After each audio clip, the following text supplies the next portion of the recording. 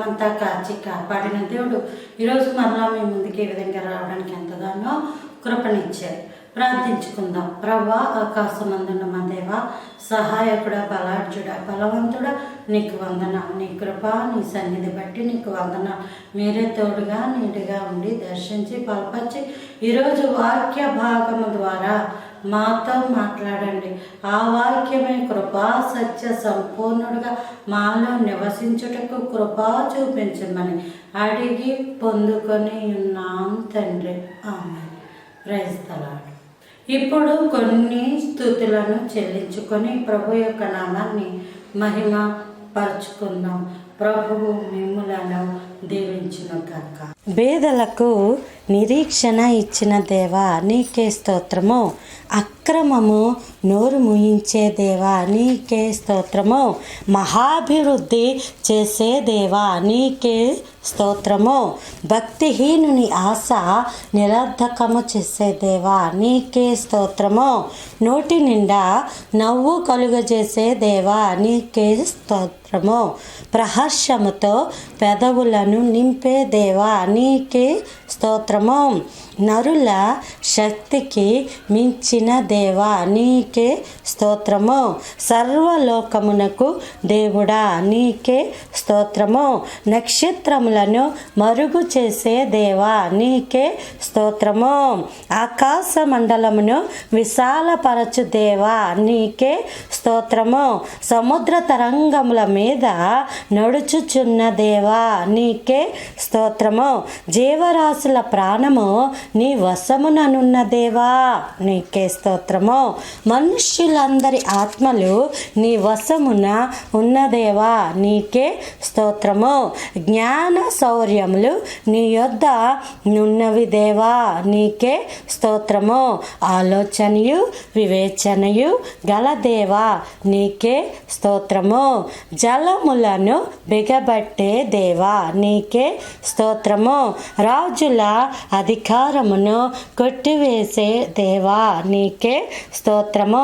వాక్చాతుర్యము గలవారి పలుకును నిరర్ధకము చేసే దేవా నీకే స్తోత్రము.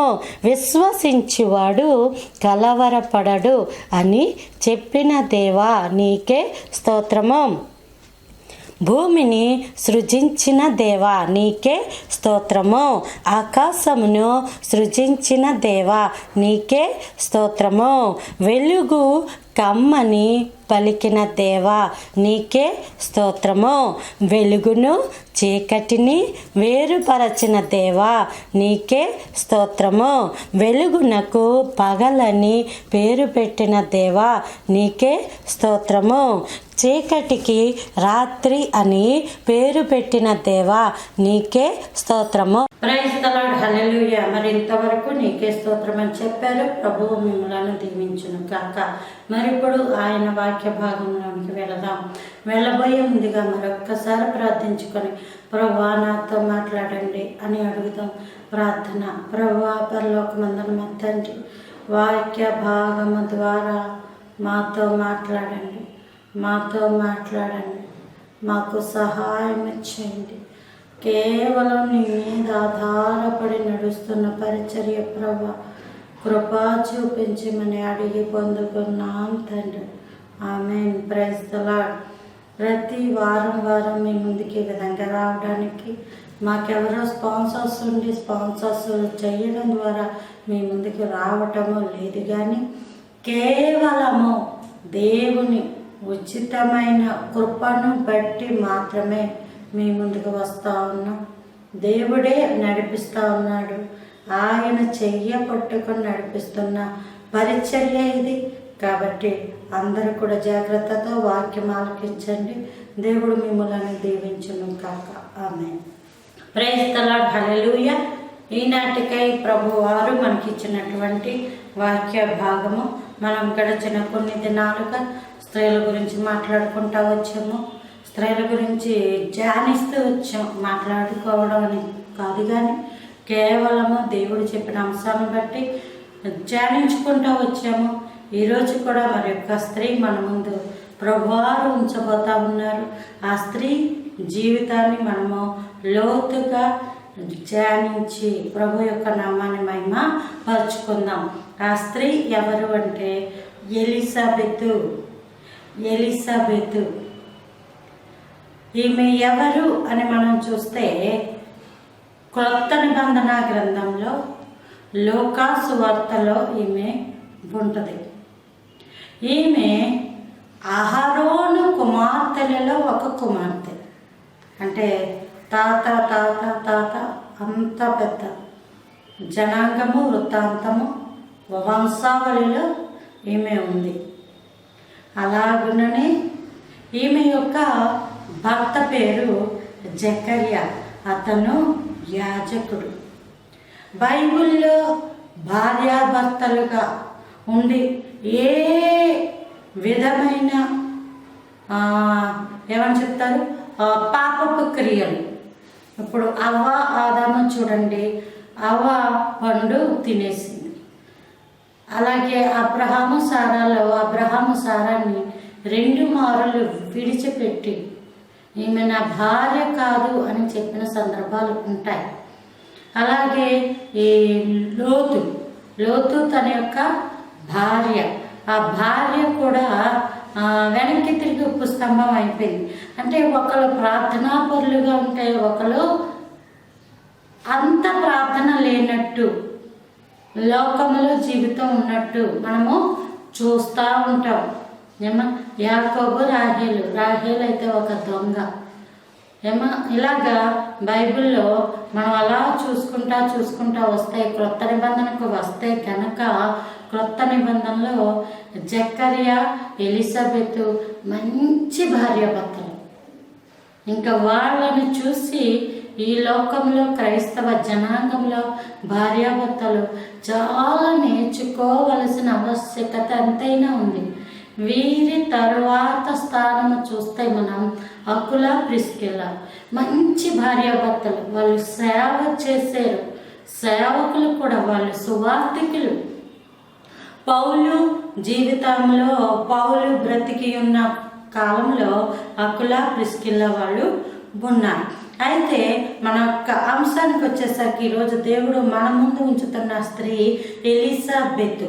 ఈ ఎలిజబెతు అన్న ఆవిడ యొక్క భర్త పేరు జకర్యా. నాన్నగారు వంశావళి మనము చూస్తే అహరోను యొక్క వంశావళిలో ఉన్నటువంటి కుమార్తె ఈవిడి. దీని యొక్క ఎలిజబెత్ యొక్క భర్త పేరు జకర్యా. మీరు ఆలోచన చేస్తే చాలా మార్లు మీ ముందు ఈ విషయాలు నేను తీసుకురావడం జరిగింది. హెబ్రీ స్త్రీలలో కానీ పురుషులలో కానీ వాటి యొక్క పేర్లకు చాలా అర్థాలు ఉంటాయి. ఆ పేర్లే వారి యొక్క జీవితంలో సార్థకమైపోతాయి. ఇప్పుడు కూడా లోకానుసారముగా జన్మించిన వాళ్ళు ఎలాంటి పేర్లు పెడితే అలాంటి పేర్లు పెట్టడానికి ఒప్పుకోరు. వాళ్ళ యొక్క నాన్న, వాళ్ళ యొక్క తాత, ఇంకో తాత, అదిగో ఇదిగో అంట ఇటు తరాలు అటు తరాలు పుట్టినప్పటి వేళ విషయాలు, ఆ రోజులు ఇవన్నీ చూసుకొని లోకపరంగా ఎంతో హడావిడి కూడా చేసుకుని ఆ పేర్లు పెట్టుకుంటూ ఉంటారు. నేను మంచి ఒక వ్యక్తిని అడిగాను, నీ పేరేంటి బాబు అంటే సింపుల్గా చెప్పాడు. అయితే ఇంకా అసలైంది ఉందండి పేరు అన్నాడు. ఏటి బాబు చెప్పంటే 5 తాతల పేర్లు కలిపి నాకు పెట్టారండి అన్నాడు ఆ అబ్బాయి. కాబట్టి పేర్లు అన్నది చాలా ప్రాముఖ్యం. ఏది పడితే అది పెట్టేసుకోవడం కానీ ఎలా పడితే అలా పిలవడం కానీ జరగదు. అయితే వాళ్ళ యొక్క హెబ్రీలు యొక్క వంశావళిలో హెబ్రీలలో ఆ పేరు చాలా ప్రాముఖ్యము. వారు ఆ పేరుని బట్టి పిలుస్తూ ఉంటారు. ఆ పేరుని బట్టి వారి జీవితాలలో కార్యాలు జరుగుతూ ఉంటాయి. హల్లెలూయా, హల్లెలూయా. ఈరోజు ఈ వర్తమానం వింటున్న నీవు జకర్యా అన్న పేరుకి అర్థం ఏంటో ఒక పుస్తకం పెన్ను పెట్టుకొని రాసుకోండి. మనం ఊరకనే ఆ పేర్లు అలా పిలుచుకున్న ఆ పేర్లతో కూడా దేవుని నామాన్ని స్తుతించవచ్చు. జకర్యా యా అంటే యెహోవా, జకర్ అంటే జ్ఞాపకము చేసుకొనుట. జకర్యా అన్న మాటకు అర్థం ఏంటంటే యెహోవా జ్ఞాపకము చేసుకొనెను అని అర్థం. ఈ మాట ఎక్కడ ఉందంటే ఆది కాండంలో నోవహు జలప్రళయంలో ఉన్నప్పుడు ఆ ఓడ నీళ్ళ మీద తేలుతా ఉన్నప్పుడు ఆ 40 దినములు 40 పగళ్ళు 40 రాత్రులు ఆ యొక్క ఆకాశపు తూములు విప్పబడి మరి ఆకాశం నుండి అగాధ జలములు మరి కురిస్తున్నప్పుడు ఆ జల ప్రళయంలో నోవహు ఓడ తేల్తా ఉన్నప్పుడు యెహోవా నోవహును జ్ఞాపకము చేసుకొనెను అన్న చోట ప్రాముఖ్యంగా రాయబడిన మాట జకర్ అంటే జ్ఞాపకము చేసుకొనుట. కాబట్టి ఈరోజు జకర్యా అంటే అర్థం ఏంటమ్మా? యెహోవా జ్ఞాపకము చేసుకొనుట. ఇబ్బరు పదాలు అలా నోటితో పలికితేనే మన జీవితాలు ఎంతగానో ఆశీర్వదించబడతాయి, ఎంతగానో మనం అనేక మందికి ఆశీర్వాదకరంగా మార్చగలుగుతాం. చాలామంది ప్రభువా నన్ను జ్ఞాపకం చేసుకో, ప్రభువా నన్ను జ్ఞాపకం చేసుకో అని అడుగుతారు. జకర్యా అన్న యెహోవా నన్ను జ్ఞాపకం చేసుకో, యెహోవా జ్ఞాపకం చేసుకొనెను అని అర్థం. మరి ఎలిజబెతు అంటే అర్థం ఏంటంటే, బెతు అంటే అర్థము కుమార్తె అని అర్థం, కుమార్తె అని అర్థం. అలాగే మనము చూస్తే కుమారుడు బెన్ అని అర్థం, బెన్ కుమారుడు. బెతు అంటే కుమార్తె అని అర్థం వస్తుంది. ఎలీసా అన్న మాటకి మీకు అర్థం చెప్పాను. ఈసా అని అర్థం. ఎల్ అంటే దేవుడు, ఈసా అంటే రక్షకుడు. దేవుడు రక్షకుడు, కుమార్తె. చూసారండి అంత అర్థం ఉందో? ఈసా అన్న యేసు అన్న ఒకటే అర్థము. యేసు అంటే రక్షకుడు అని అర్థము. దేవుడు రక్షకుని యొక్క కుమార్తె. ఈరోజు ఎలిజబెత్ ఎవరో కాదు, రక్షణ తీసుకుని రక్షణ అనుభవములోనికి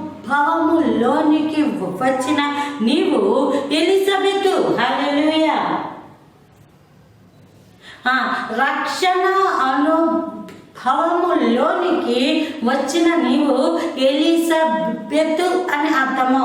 సో ఆ రోజు ఎలిజబెత్ ఎలాగైతే జీవించిందో మనం ఆ విషయాలు జ్ఞాపకం చేసుకుందాం.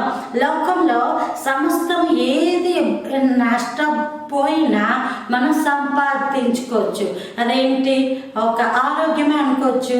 మళ్ళా కొంతకాలానికి అనారోగ్యాన్ని ముట్టి దేవుడు ఆరోగ్యం ఇస్తాడు.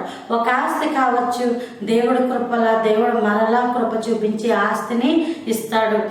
ఇలాగ. కానీ నీ సమయాన్ని కనుక నువ్వు పోగొట్టుకుంటే ఆ సమయం అన్నది తిరిగి రాదు. కాబట్టి ఈ సమయంలో, ఈ వయస్సులో, ఈ రోజులో, ఈ క్షణంలో ప్రభువు కొరకు నువ్వు ఎంత జీవించగలవో అంత జీవించు. హల్లెలూయా, హల్లెలూయా. ఈ సమయాన్ని మిస్ అయితే కనుక, ఈ సమయాన్ని నష్టపోతే కనుక మరలా మనకి అటువంటి అవకాశం వస్తుందో రాదో ఎవ్వరూ కూడా గ్యారంటీ ఇవ్వలేరు. కాబట్టి ఎలిజబెతు బెతు అంటే కుమార్తె, ఎలీసా అంటే దేవుడు రక్షకుడు అని అర్థము. ఈ వర్తమానం నువ్వు వింటున్నావు కదా, నువ్వెవరో తెలుసా? దేవుడిని రక్షకుడుగా కలిగి ఉన్న కుమార్తెవి. హల్లెలూయా, హల్లెలూయా. మరి నీకున్న అర్హతలు ఏంటి? నువ్వెలా ఉండాలి అంటే ఇక్కడ ఉంది. లూకా సువార్త 1వ అధ్యాయంలో ఈ మాటలు ఉంటాయి. 6వ వచనం. వీరిద్దరూ ప్రభువు యొక్క సకలమైన ఆజ్ఞల చొప్పునను న్యాయ విధుల చొప్పునను నిరపరాధులుగా నడుచుకొనొచ్చు దేవుని దృష్టికి నీతిమంతులై ఉండిరి. చూసారండి, నువ్వెప్పుడైతే దేవుణ్ణి రక్షకుడుగా కలిగి ఉండి ఆయన యొక్క కుమార్తెగా ఉన్నావో నువ్వెలా ఉన్నావు తెలుసా? సకలమైన ఆజ్ఞల చొప్పునను. అసలు 10 ఆజ్ఞలు పాటించడం చాలా కష్టం. చాలా శ్రమతో కూడుకున్నది. పెద్ద పెద్ద తప్పులు చేయకపోయినా అబద్ధమాడి దేవుడిచ్చే ఆశీర్వాదాన్ని పోగొట్టుకున్న వాళ్ళు అనేక మంది ఉన్నారు. కాబట్టి ఆ 10 ఆజ్ఞలు నెరవేర్చలేకపోతూ ఉండేవారు. అయితే వీరిద్దరూ జకర్యా ఎలిజబెతులు వీళ్ళు ఇద్దరు కూడా దేవుని యొక్క సకలమైన ఆజ్ఞల చొప్పున నడుచుకొనొచ్చు. ఎలా ఉన్నారటమ్మా? నిందారహితులుగా ఉన్నారట. హల్లెలూయా. ఒక్క విషయంలో కూడా ఇదిగో నువ్వు ఫలానా అని లోకం నుంచి చూపించుకోకుండా ఎలిజబెత్ ఉంది. ఈరోజు దేవుని రక్షకునిగా కలిగి ఉన్న నీవు నేను లోకం ఎదుట జీవ గ్రంథాన్ని చేత పట్టుకొని నించున్నప్పుడు మనము ఎలా ఉండాలి అంటే ఏ విషయంలో కూడా వీళ్ళు ఫలానా అని చూపించుకోకుండా ఉండాలి. లోకములో ఏ విషయంలో కూడా వీళ్ళు ఇలా తప్పిపోయారు అని చూపించుకోకుండా ఉండాలి. ఈ వర్తమానం వింటున్న నీవు ఇది అసాధ్యము, ఇది ఎలా జరుగుతుంది, నయమే అన్ని విషయాల్లో కరెక్ట్గా ఉండడం అంటే చాలా కష్టం, నేను కాబట్టి కొన్ని విషయాల్లో ఇలా ఉన్నాను అని అనుకుంటున్నామేమో.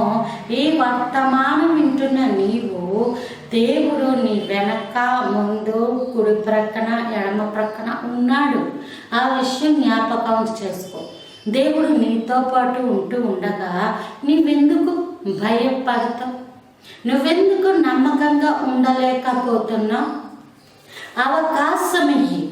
దేవా, నేను ఫలానా విషయాల్లో నమ్మకంగా ఉండాలనుకుంటున్నాను, నన్ను నమ్మకంగా ఉంచు ప్రభా. నువ్వు ఎప్పుడైతే అవకాశం ఇస్తావో దేవుడు నీకు తోడై ఉన్నాడు. హల్లెలూయా. దేవుడు నీకు తోడై ఉన్నాడు. ఆయన నడిపించగల సమర్థుడు. అనేక మంది నిలిచబెట్టాడు. నీకు లాంటి వాళ్ళే వాళ్ళును, మనకి లాంటి వాళ్ళే వాళ్ళును. మరి వాళ్ళకి మనకి ఏంటి తేడా? ఎక్కడ తేడా అంటే వాళ్ళు దేవునికి అవకాశం ఇచ్చారు, మనం దేవునికి అవకాశం ఇవ్వటంలా. చుట్టూ ఉన్న పరిస్థితులకు, చుట్టూ ఉన్న మనుషులకు, చుట్టూ ఉన్న ఏవేవో వాటికి నీవు అవకాశాలు ఇచ్చుకుంటూ వస్తున్నావు. అప్పట్లో వాళ్ళు అలాగ చేయలేదు. వారి యొక్క జీవితాల మీద దేవునికి సర్వాధికారం ఇచ్చారు. హల్లెలూయా, హల్లెలూయా. ఈ వర్తమానం వింటున్న నీవు నిరపరాధులుగా ఉండాలి, నీతిమంతులుగా ఉండాలి. సకలమైన ఆజ్ఞ చొప్పున మనం చాలా కరెక్ట్గా ఉంటూ నడుస్తూ ఉండాలి. దానికి ఏమి చేయాలి అంటే సర్వాధికారం దేవునికి ఇచ్చుకోవాలి. హల్లెలూయా. ఎప్పుడైతే సర్వాధికారము నువ్వు దేవునికి ఇస్తావో దేవుడు తన చిత్తానుసారంగా నిన్ను నిలువబెట్టగల సమర్థుడు. హల్లెలూయా. నా దేవుడు సమర్థుడు. జీవ గ్రంథము చేత పట్టుకొని ఉన్న నీవు సమర్థురాలవు, శక్తిమంతురాలవు. హల్లెలూయా. నీవెవరు తెలుసా? జీవము గల అధ్యాయము 13లో అప్పుడు ఆ దూత అతనితో జకర్యా, భయపడకమని ప్రార్థన వినబడినది. నీ భార్య అయిన ఎలిజబెత్ నీకు కుమారుని కనును, అతనికి యోహాను అని పేరు పెట్టుదు అని దేవదూత స్పష్టంగా జకర్యాతో మాట్లాడాడు. అయితే జకర్యా అంటాడు, ఇది ఎలాగ జరుగుతుంది అన్నట్టు అవిశ్వాసంగా మాట్లాడతాయి. నువ్వు నమ్మలేదు కనుక ఇవి వాటి కాలం ముందు నెరవేరే వరకు నీవు మాట్లాడవు, మౌనమై ఉంటావు, మోకమై ఉంటావు అని చెప్తాడు. ఎప్పుడైతే అలా చెప్పాడో జకర్యా బయటికి రాగానే ప్రజలకి సైగలు చేస్తాడు. వెంటనే అక్కడ ఉన్న జనాంగానికి అర్థమవుతుంది. అయితే దేవుని యొక్క దర్శనం ఇతనికి వచ్చింది, అందుకే ఇతను మాట్లాడలేకపోతున్నాడు అనుకుంటారు. అయితే నియామక కాలమందు దేవుడు ఎలిజబెత్ యొక్క గర్భాన్ని తెరవగా, ఎలిజబెత్ గర్భాన్ని తెరిచి మళ్ళీ ఆ విషయాన్ని మరియతో కూడా ఈ విషయము చెప్పినప్పుడు మరియతోటి దేవుడు ఏమని చెప్తాడంటే, మళ్ళీ అదే దూత మరియ దగ్గరికి వచ్చి అక్కడ ఉంది లోకా సువార్త 1వ అధ్యాయము 36వ వచనం. మరియు నీ బంధువురాలు ఎలిజబెత్ కూడా తన వృద్ధాప్యమందు ఒక కుమారుని గర్భము ధరించి ఉన్నది. గొడ్రాలనబడిన ఆమెకు ఇది 6వ మాసం. మరలా దేవుని దూత ఎలిజబెత్ అని పేరు పలికాడు. నువ్వు మంచి పేరు పెట్టుకున్నావు అనుకో, నువ్వు దేవుని సన్నిధిలో చాలా చక్కగా ప్రవర్తిస్తున్నావు అనుకో, నీ పేరు దూతలు పలుకుతారు. హల్లెలూయా, హల్లెలూయా. చేయరండి అంటారు. ఇవాళ గృహాలు వస్తున్నాయట, అందులో నా పేరు పలికిలాగా ప్రార్థన చెయ్యండి అని ఎన్నో ప్రార్థన అవసరతలు వస్తూ ఉంటాయి. గృహాలలో నీ పేరు పలకకుండా ఉన్నా, ఉద్యోగాలలో నీ పేరు పలకకుండా ఉన్నా, అప్పులో ఇంటికి వచ్చి నేను పేరు పెట్టి పిలిచి రణరంగం చేస్తూ ఉన్నా, కానీ నువ్వు కనుక దేవుని దృష్టిలో కరెక్ట్గా ఉంటే, సరిగా ఉంటే నీ పేరు దేవుని యొక్క దూతలు పలుకుతారు. హల్లెలూయా. నమ్మినట్లయితే గట్టిగా చప్పట్లు కొట్టి దేవుని నామమున మహిమ పరచు. మన పేర్లు దేవుని దూత పలుకుతాడు. హల్లెలూయా. ఒకసారి జకరియా తోటి చెప్పాక అయిపోయిందిగా, మళ్ళా వచ్చి మరియమ్మతోటి ఇదిగో నీ యొక్క సమీప బంధువురాలు ఆమె గర్భవతి ఎలిజబెత్ గొడ్రాలు అనబడిందంట. గొడ్రాలు అనబడిందంట. దేవుడే అంటున్నాడు, ఈరోజు నువ్వే నింద అనుభవిస్తున్నావో ఆ నింద దేవునికి తెలుసు. నువ్వే బాధల గుండా వెళ్తున్నావో ఆ బాధ దేవుడికి తెలుసు. నువ్వు ఏ వేదన గుండా అడుగులు వేస్తున్నావో ఆ వేదన దేవుడికి తెలుసు. ఆవిడకి లోకం వదిలివేసాడట. మీరు ఆలోచన చేయండి. అక్కడ మరియమ్మ కడుపులో యేసు ప్రభువారు ఉన్నారు, ఇక్కడ ఎలిజబెత్ కడుపులో యోహాను ఉన్నాడు. మరియమ్మ నోరు తెరవగా నోటిలోంచి యేసు ప్రభువారు మాట్లాడారు. ఎలిజబెత్ నోరు వినగా ఎలిజబెత్ విన్న మాట గర్భంలో ఉన్న శిశువు విన్నాడు. హల్లెలూయా, హల్లెలూయా. ఈరోజు నీ పట్ల దేవుని ప్రణాళిక ఏదైతే ఉందో అది నీ ఆత్మకు తెలియచేసినప్పుడు, నీ శరీరానికి తెలియచేసినప్పుడు నీ ఆత్మ వింటాడు, నీ ఆత్మ వింటుంది.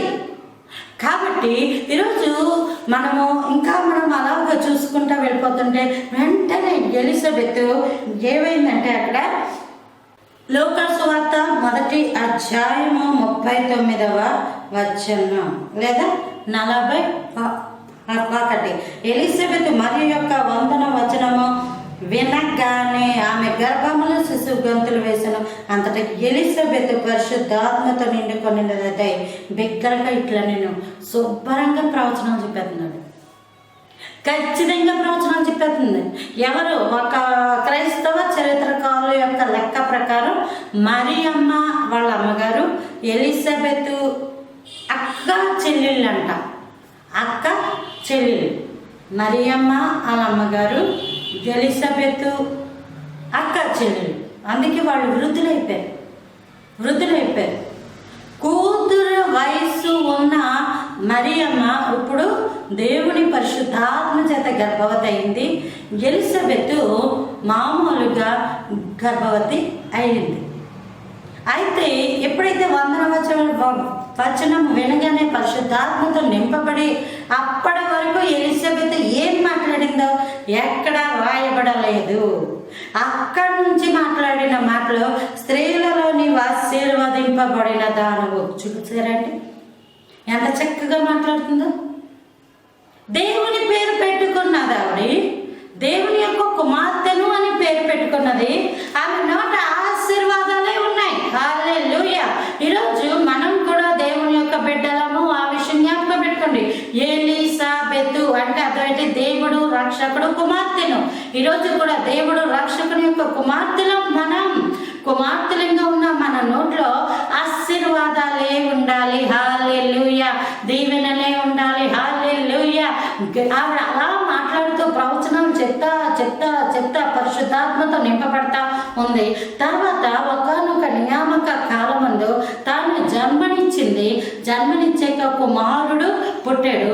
కుమారుడికి ఆ రోజుల్లో ఉన్న పద్ధతి ప్రకారం 8వ రోజున సున్నతి చేయించాక ఏ పేరు పెట్టాలి అని ఆలోచిస్తూ ఉంటే ఎలిజబెత్ అంటది యోహాను అని పేరు పెట్టమని. అసలు యోహాను అని పేరు పెట్టమని ఎలిజబెత్కి ఎవరు చెప్పలేదమ్మా. మీరు ఆలోచన చేయండి. ఎలిజబెత్కి ఎవరు చెప్పలా. జకరియా దేవుని మందిరంలో ఉన్నప్పుడే దేవుని మాట వినలేదు కాబట్టి నువ్వు నమ్మలేనందున నీవు మౌనివై ఉంటావు, మోగవాడివై ఉంటావు అన్నప్పటి నుంచి జకరియా మోగవాడైపోయాడు. సైగలు చేస్తూ బ్రతికాడు. ఇంకా తన భార్యతోటి మనకు కుమారుడు పుడతాడు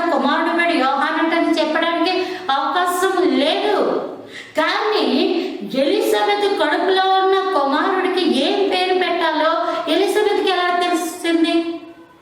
అభిషేకము లేకపోతే నువ్వు దేవుని యొక్క కుమార్తెగా ఎప్పుడైతే ఉంటావో దేవుడు నీ పట్ల చేయదలిచిన కార్యాలు ఖచ్చితంగా నీకు చెప్తాడు. హల్లెలూయా. ఖచ్చితంగా నీతో మాట్లాడతాడు. హల్లెలూయా. ఖచ్చితంగా అవి దేవుడి ప్రణాళికలో ఉన్న విషయాలే జరుగుతాయి. ఈరోజు ఈ వర్తమానం వింటున్న నీతో దేవుడు మాట్లాడుతూ ఉన్నాడు. యోహాను అని పేరు పెట్టమని ఆమెకి ఎవరు చెప్పలేదు. యోహాను అని చెప్పేసరికి వాళ్ళు అంటారట, ఎందుకు అటువంటి వాళ్ళు ఎవరు కూడా లేరు కదా అని. అసలు జకరియా ఏం పేరు పెడతాడు అంటే వచ్చి అడిగినప్పుడు రాత పలక తెమ్మని అక్కడ యోహాను అని రాయిగా నోరు తెరవబడింది. యోహాను అంటే అర్థం ఏంటి? హాను అంటే కృప, యో అంటే యెహోవా, యెహోవా కృప గలవాడు, యెహోవా కృప గలవాడు. ఈరోజు ఎన్నో సంవత్సరాలుగా నీవు ఒక మూల నుండి పోయావేమో, ఒక ఎందుకు మనుషుల యొక్క దృష్టిలో ఎందుకు పనికిరాని దానిగా పనికిరాని వాడవుగా నీవు జీవిస్తున్నావేమో, ఒక్కసారి నువ్వు మాట్లాడు. యోహాను అన్నట్టు యెహోవా కృప గలవాడు అని మాట్లాడు. నీ నోరు తెరవబడుతుంది. హల్లెలూయా. నీ నోరు తెరవబడును గాక యేసు నామములో. ఈరోజు వర్తమానం వింటున్నా నీకు ఈ ఎలిజబెత్ తాను గర్భము ధరిస్తుందని తనకి దేవుడు చెప్పలేదు. తాను గర్భవతి అయ్యాక మరియమ్మ వస్తాదని దేవుడు తనకి చెప్పలేదు. తాను గర్భము ధరించిన కుమారుడికి యోహాను అని పేరు పెట్టమని కూడా దేవుడు ఎలిజబెత్తో మాట్లాడలేదు. దేవుడు ఎలిజబెత్ గురించి జకరియాతో మాట్లాడాడు, మరియమ్మతో మాట్లాడాడు, కానీ దేవుడు ఎలిజబెత్తో మాట్లాడలేదు. కానీ అన్ని విషయాలు ఎలిజబెత్కి తెలుసు. అన్ని విషయాలు ఎలిజబెత్కి తెలుసు. ఎలాగూ అంటే దేవుడు రక్షకుని కుమార్తె తను. ఈరోజు దేవుని యొక్క బిడ్డగా ఉంటున్న నీకు దేవుడికి సంబంధించిన అన్ని విషయాలు తెలియాలి. అంతే. లోకపరమైన విషయాలు తెలియకపోయినా వచ్చే నష్టం లేదు. ఎవరింట్లో ఏం జరిగిందో మనకు వద్దు, ఎక్కడెక్కడ ఏమేమైపోయో మనకు అనవసరం. ఎంతవరకు అంటే ప్రార్థించడానికి మాత్రమే. పలానా చోట ఇలా అంటే ప్రార్థిద్దాం, అంతవరకే తప్ప మనకి అలాంటి విషయాల్లో ఎక్కువ శ్రద్ధ అవసరం లేదు. అయితే దేవుని విషయంలో, దేవుడు నీ పట్ల కలిగి ఉన్న ప్రణాళిక విషయంలో నీకు అన్నీ కూడా తెలిసి ఉండాలి. ఇది కూడా ఒక అర్హతే. ఎలిజబెత్ దేవుడు రక్షకుని యొక్క కుమార్తెగా ఉన్న నీవు నేను కూడా దేవుడు మన పట్ల, మన జీవితం పట్ల ఏదైతే ప్రణాళిక కలిగి ఉన్నాడో సమస్తము మనకి తెలియబడాలి. అట్టి కృప దేవుడు మన అందరికీ అనుగ్రహించును గాక. ప్రార్థించుకుందాం. ప్రార్థన. ప్రభు, ఆకాశమందున్న మా తండ్రి, మమ్మల్ని ఎలిజబెత్ వలే మార్చు. ఎలిజబెత్కి ఇచ్చిన అభిషేకంతో సమస్తము తెలుసు ప్రభు. అట్టి కృప దయచేయి. ఆమె పేరు నీవు 2 సార్లు పలికావు. ఒకసారి జకరియా దగ్గర, ఒకసారి మరియమ్మ దగ్గర పలికావు. మా పేర్లు నీ నోటు రావడం మాకు గొప్ప భాగ్యము. అట్టి కృప మాకు దయచేయండి. నీ కృపలో వర్ధిల్లింప చేయమని నజరేయుడైన యేసుక్రీస్తు నామములో అడిగి పొందుకున్నాం తండ్రి. ఆమేన్. Praise the lord. ప్రభువు మిమ్ములను దీవించును గాక. ఆమేన్. హెబ్రోలో స్తుతులు చదువుకోండమ్మా. అలాగ చదివినప్పుడు మీ జీవితాలు ఎంతో ఆశీర్వాదకరంగా మారుతాయి.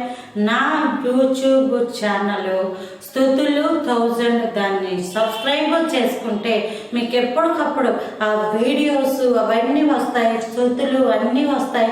షార్ట్స్ కూడా మాట్లాడడానికి ప్రభు వారి కృప చూపించారు. అవి కూడా చూడండి.